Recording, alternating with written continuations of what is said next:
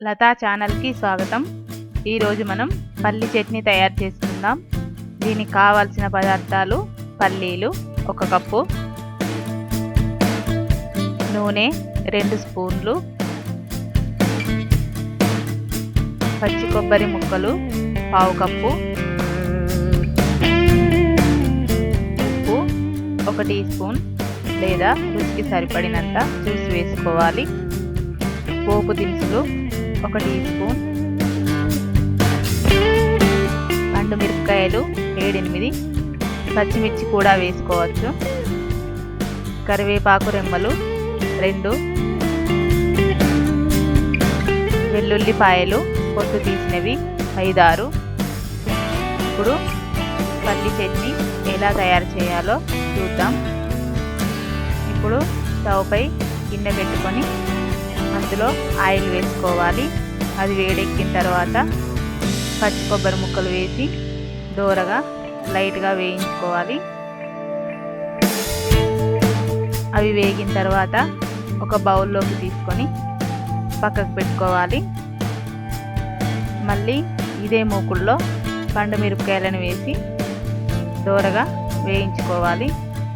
అవి కూడా వేగిన తర్వాత ఇదే బౌల్లోకి తీసుకొని పక్కకు పెట్టుకోవాలి.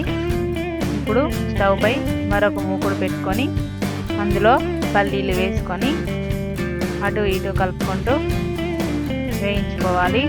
మాడకుండా చూసుకోవాలి. వేగిన తర్వాత ఒక ప్లేట్లోకి తీసుకొని పైన మాడిపోయిన పొట్టును తీసేసుకొని ఈ పల్లీలను మిక్సీ జార్ తీసుకొని అందులో వేసుకోవాలి. ఆ తర్వాత ముందుగా వేయించి పెట్టుకున్న కొబ్బరి ముక్కలు, పండు మిరపకాయలు వేసుకోవాలి.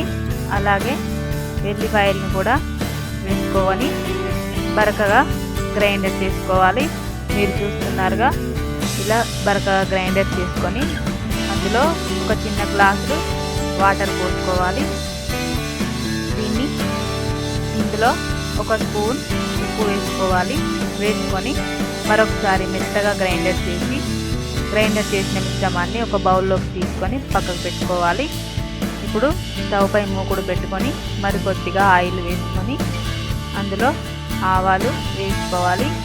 అలాగే జీలకర్ర కూడా వేసుకొని చిటపటలాడించాలి. ఆ తర్వాత కరివేపాకు వేసుకోవాలి.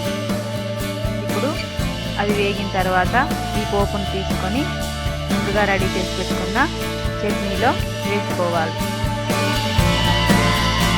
ఇది ఇడ్లీ, దోశ, బోండాలకి చాలా బాగుంటుంది. మీరు ట్రై చేసి చూడండి. మరిన్ని వెరైటీస్ కోసం లతా ఛానల్కి సబ్స్క్రైబ్ కాగలరు. Thank you.